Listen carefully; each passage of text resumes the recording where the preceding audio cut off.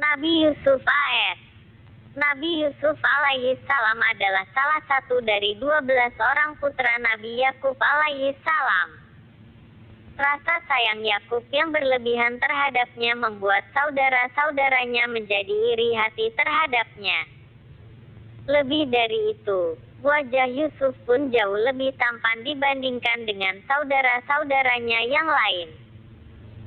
Suatu hari Yusuf bermimpi tentang 11 bintang, matahari dan bulan, turun dari langit dan bersujud di depannya. Ia menceritakan mimpinya ini kepada ayahnya.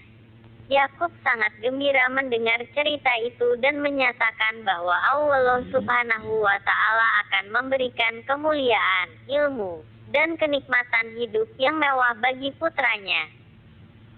Saudara-saudara Yusuf membinasakan Yusuf. Saudara-saudara Yusuf merasa iri hati atas kelebihan kasih sayang yang dicurahkan ayah mereka kepada Yusuf dan adiknya, Bunyamin. Mereka merencanakan persekongkolan untuk membinasakan Yusuf. Salah satu dari mereka menyarankan agar jangan membunuhnya, tetapi membuangnya jauh-jauh ke dalam sumur, agar ia tidak bisa kembali kepada ayahnya. Yusuf kecil diajak bermain-main oleh kakak-kakaknya. Setelah mereka berhasil membujuk ayahnya untuk mengizinkan mereka membawa Yusuf, saat itulah mereka melaksanakan niat jahat mereka untuk menyingkirkan Yusuf. Ketika sampai di suatu tempat, mereka menceburkan Yusuf ke dalam sebuah sumur yang dalam. Baju Yusuf dikoyak-koyak dan dilumuri darah kambing. Kemudian dengan wajah sedih mereka menyampaikan berita pada ayah mereka bahwa Yusuf telah tewas dimakan serigala. Kisah mimpi Nabi Yusuf alaihi salam dan perbuatan saudara-saudaranya ini terdapat dalam Al-Quran Surat Yusuf 4-21. Kisah Yusuf dan Zulaikha tanpa sepengetahuan saudara-saudaranya. Yusuf ditolong oleh seorang kafilah yang lewat di tempat itu. Ia kemudian dibawa ke Mesir untuk dijual sebagai budak hingga akhirnya dibeli oleh keluarga pembesar Mesir yang bernama Kitfir. Wajah Yusuf yang sangat tampan itu membuat istri pembesar yang bernama Zulaikha terpikat. Suatu ketika pada saat suaminya tidak ada di rumah, Zulaikha mengajak Yusuf untuk berbuat tidak senonoh. Akan tetapi Yusuf menolak ajakan TSB sehingga terjadilah ketegangan.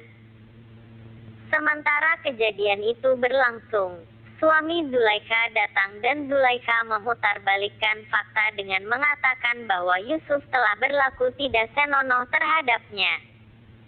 Pembesar itu sangat murka, namun belum sempat ia berbuat sesuatu terhadap Yusuf, tiba-tiba bayi yang ada di sekitar tempat itu berbicara dengan fasihnya.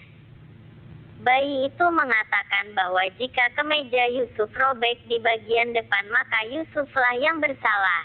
Tetapi kalau kemejanya robek di bagian belakang, maka Zulaikha yang bersalah. Setelah pembesar itu memeriksa, ternyata yang robek adalah kemeja bagian belakang Yusuf. Dengan demikian Yusuf pun selamat.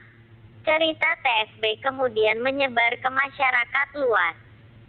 Zulaikha yang merasa malu karena menjadi pembicaraan orang lalu mengundang istri-istri para pembesar Mesir ke rumahnya.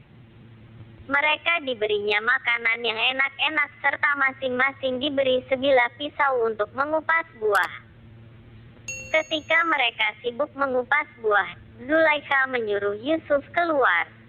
Ketika melihat wajah Yusuf, saking terpesonanya tanpa sadar para wanita itu mengiris jari-jari tangan mereka sendiri. Kini mereka mengerti mengapa Zulaikha begitu terpikat pada Yusuf. Sebagian dari mereka menyarankan Yusuf untuk menerima keinginan Zulaikha. Lagi pula Zulaikha sendiri adalah wanita yang sangat cantik. Mendengar itu, Nabi Yusuf alaihi salam berdoa agar tetap diberi keteguhan iman. Akhirnya, atas permintaan Zulaikha yang merasa terhina, Yusuf alaihi salam dimasukkan ke dalam penjara. Kisah ini terdapat dalam surat Yusuf 22-35. Kecerdasan Yusuf menafsirkan mimpi Nabi Yusuf alaihi salam dikaruniai oleh Allah kemampuan untuk menafsirkan mimpi. Saat Yusuf alaihi salam di penjara, suatu hari dua orang teman sepenjaranya bercerita padanya tentang mimpi mereka. Yang pertama adalah kepala tukang pembuat minuman bernama Nabu, bermimpi bahwa ia melihat dirinya memeras anggur untuk membuat arak. Orang kedua adalah kepala tukang roti bernama Malhab, bermimpi bahwa ia melihat dirinya memikul roti di atas kepalanya, yang mana kepalanya itu dimakan oleh burung-burung.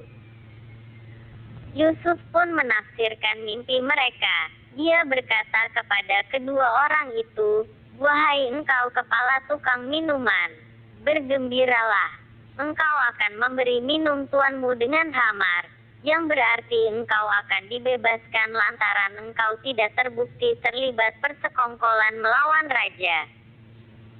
Adapun engkau hai kepala tukang roti, maafkan aku dengan terpaksa aku mengatakan bahwa engkau akan dihukum mati dengan cara disalib, dan burung-burung akan memakan sebagian kepalamu, karena engkau terbukti terlibat persekongkolan melawan raja. Demikian putusan Allah sebagaimana yang aku terangkan, dan itu pasti terjadi karena aku tidak berbicara sembarangan melainkan apa yang telah diilhamkan Tuhanku kepadaku dalam menafsirkan mimpi kalian berdua." Semua yang diramalkan Yusuf benar-benar terjadi, dan kepala minuman akhirnya menerima kebebasannya. Saat ia akan keluar, Yusuf berpesan padanya agar ia menceritakan kepada raja perihal keadaan dirinya. Ia ingin raja meninjau kembali keputusannya karena sesungguhnya ia tidak bersalah. Akan tetapi karena terlalu gembiranya tukang minuman itu sehingga ia lupa menyampaikan pesan Yusuf pada raja, dan mengakibatkan Yusuf harus tinggal di penjara beberapa tahun lagi. Kemampuan Nabi Yusuf alaihi salam dalam menafsirkan mimpi kedua rekannya ini diceritakan dalam Al-Quran Surat Yusuf 36-42. Mimpi raja pada suatu hari, raja mengalami mimpi yang sangat menggelisahkan dan menakutkan dirinya. Ia lalu mengumpulkan dukun-dukun dan orang-orang pintar untuk meminta mereka menafsirkan mimpinya. Ia berkata, "Sesungguhnya aku telah bermimpi melihat 7 ekor sapi gemuk dimakan oleh 7 ekor sapi kurus. Dan aku bermimpi pula melihat 7 batang gandum hijau dan 7 batang gandum kering. Maka terangkanlah tawil mimpi itu jika kalian mampu menafsirkannya." Orang-orang yang ada di situ terkejut mendengar mimpi raja ini. Mereka merasa bingung dan memberikan jawaban yang tidak memuaskan dengan mengatakan bahwa mimpi itu tidak bisa ditafsirkan karena ia hanya berupa impian yang kacau dari raja dan tidak memiliki makna apa-apa. Di samping mereka sebenarnya memang tidak memiliki pengetahuan perihal penafsiran mimpi. Saat itu kepala tukang minuman mendengar mimpi raja dan jawaban dari para dukun dan orang-orang pintar itu. Ia pun teringat kembali pada Yusuf. Segera berkata ia pada hadirin yang ada di ruangan itu, "Aku sanggup memberitahu kalian tentang arti dari mimpi ini, karena di dalam penjara ada seorang pemuda bernama Yusuf. Aku dan kepala tukang roti pernah ditahan bersamanya. Kami pernah bermimpi dan telah diterangkan oleh Yusuf dan terbukti kebenarannya. Apabila Paduka setuju mengirimkan aku kepada Yusuf, maka aku akan membawa penafsiran dari mimpi ini." Akhirnya diutuslah kepala tukang minuman itu kepada Yusuf.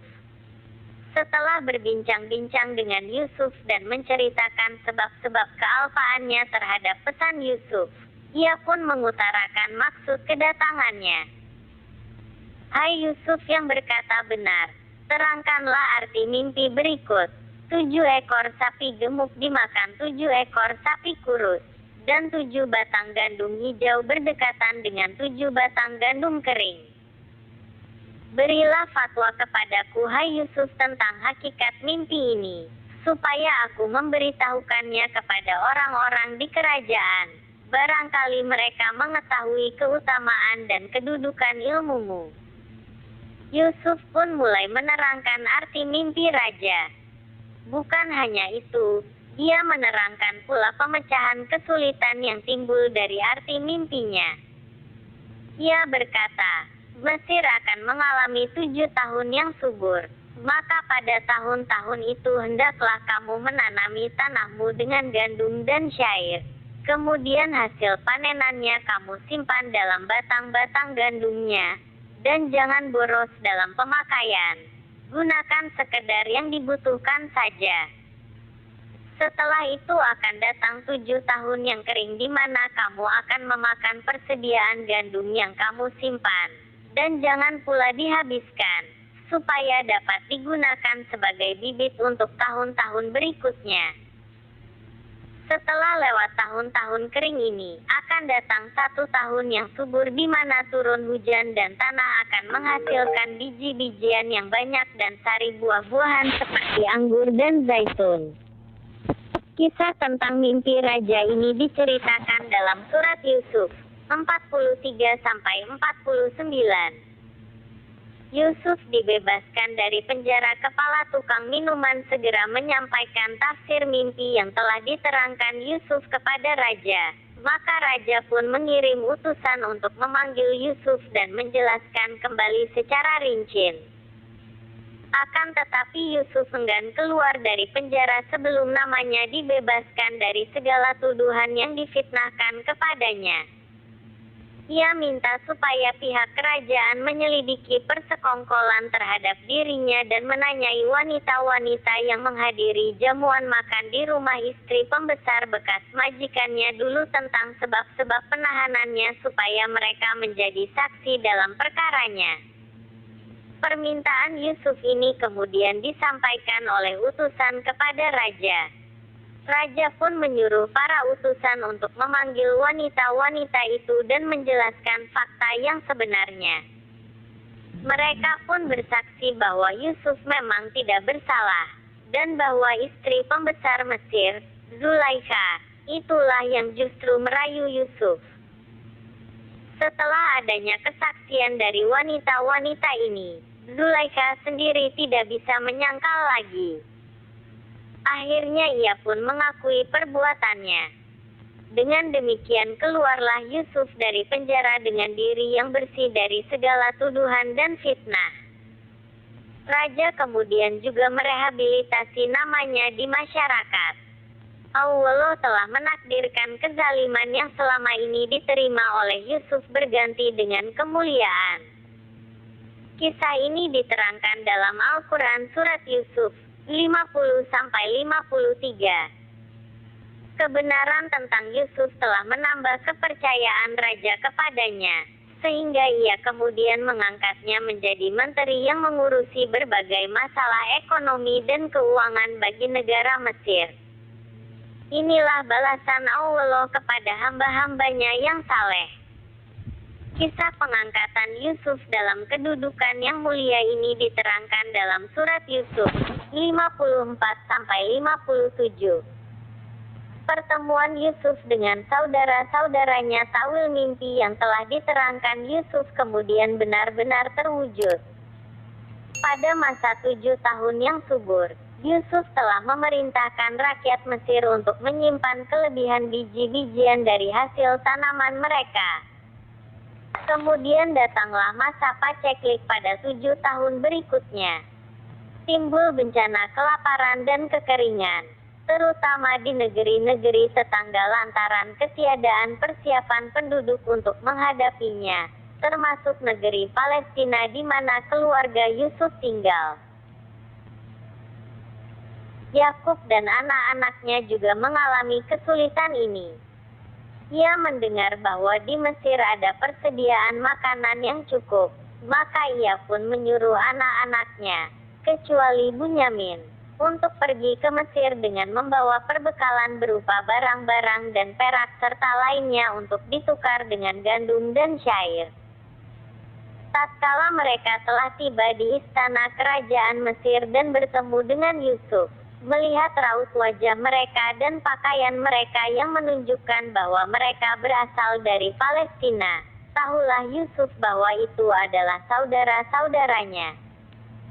Namun mereka tidak mengenali dirinya dikarenakan kondisi Yusuf yang sudah jauh berubah, pakaiannya yang khusus, dan logat bicaranya yang menggunakan bahasa Mesir kuno. Yusuf memperlakukan saudara-saudaranya layaknya seorang tamu, dan menimbang gandum dan syair bagi mereka dengan takaran yang dilebihkan, serta memberi bekal untuk perjalanan pulang mereka. Ketika mereka bersiap-siap akan pergi, Yusuf berkata, "Bawalah kepadaku seorang lagi saudaramu yang seayah denganmu.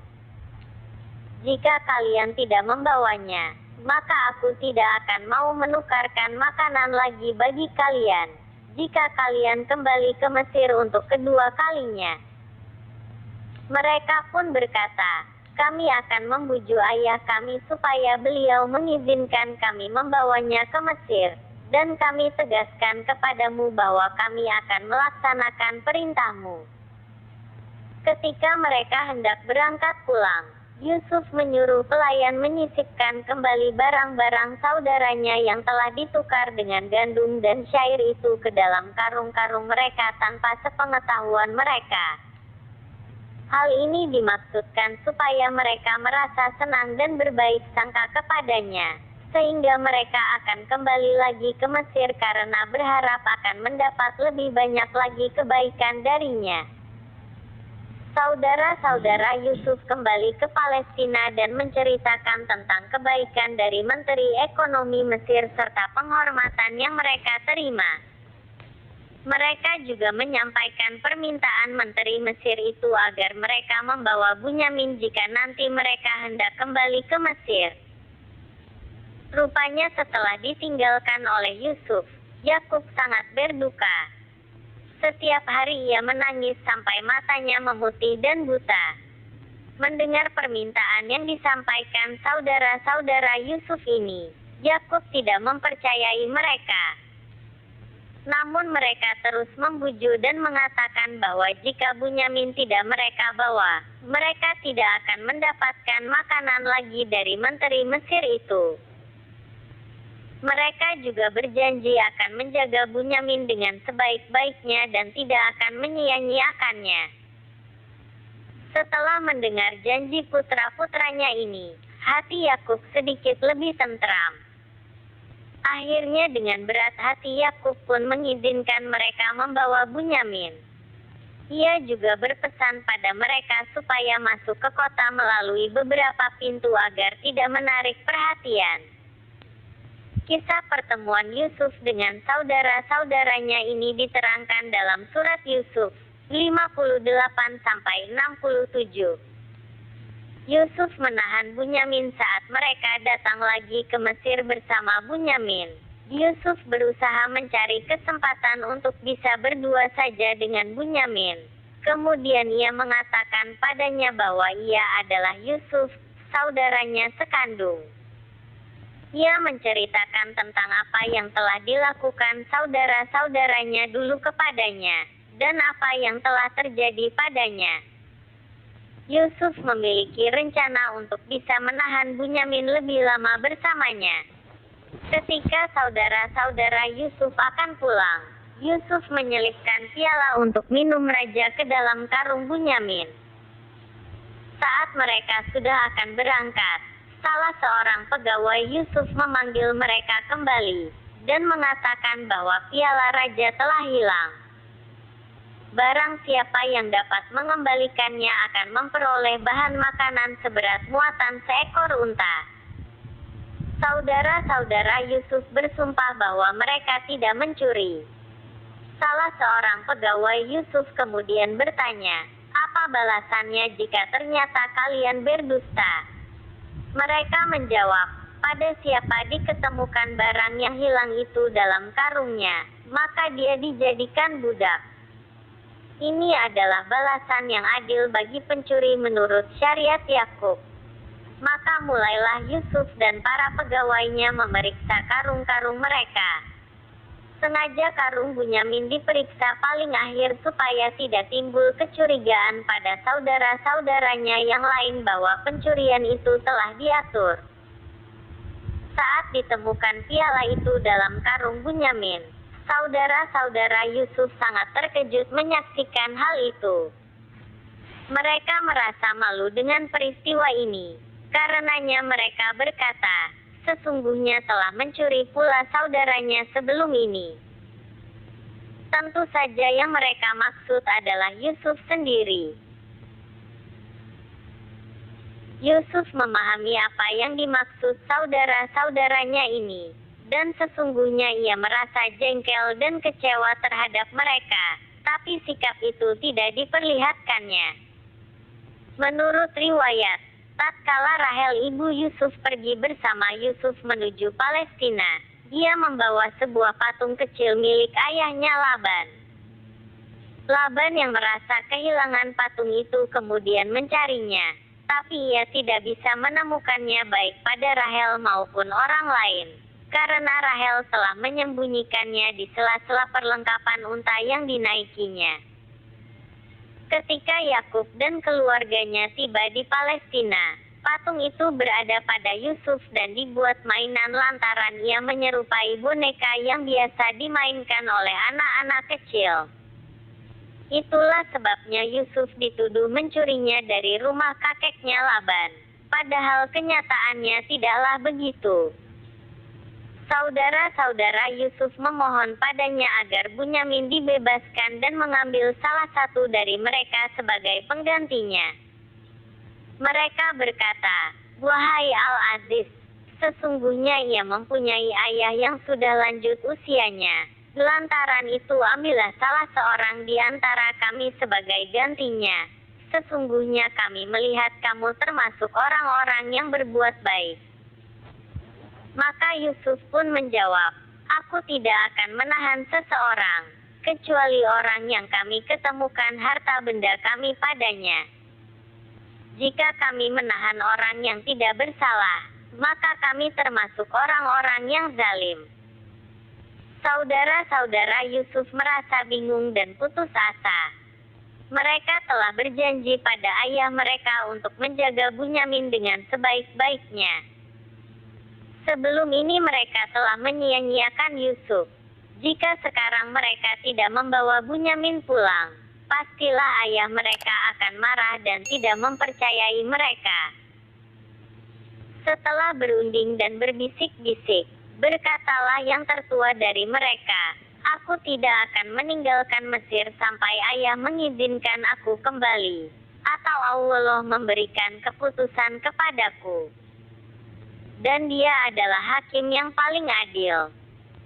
Namun Yusuf berkata, "Kembalilah pada ayahmu, dan katakan bahwa anaknya telah mencuri, dan bahwasanya kalian hanya menyaksikan apa yang terjadi dan tak mampu menjaga barang yang hilang."